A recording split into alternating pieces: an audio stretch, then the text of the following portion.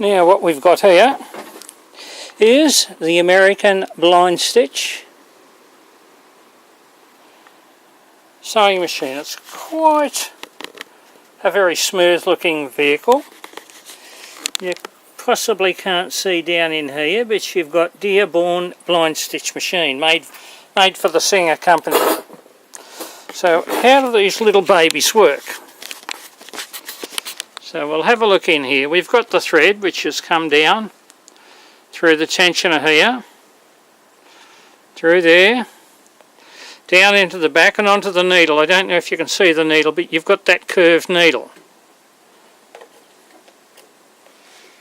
Possibly see that needle going backwards and forwards. There's the needle there.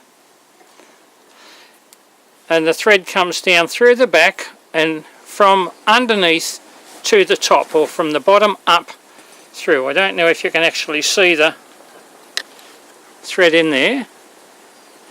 So you can see we've got the fabric there. This is going to be the seam that we're going to be sewing. And in here, I don't know if you can see that, but that's like a little arm.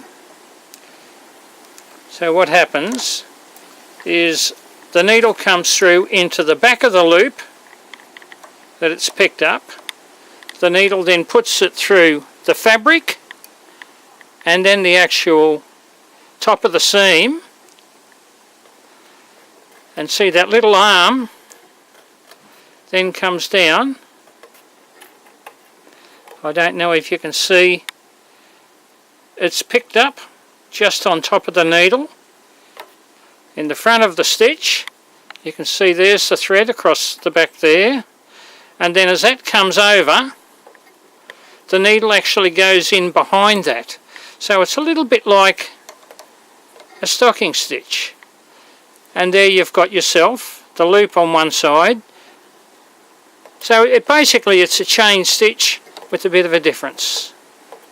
So you can see how that's operating. I hope you can.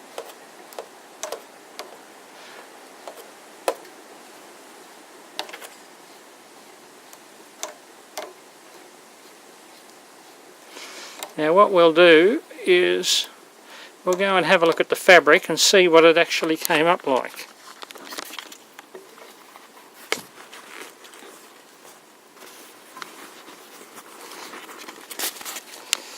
So underneath there with the fabric, you can see there's your chain stitch.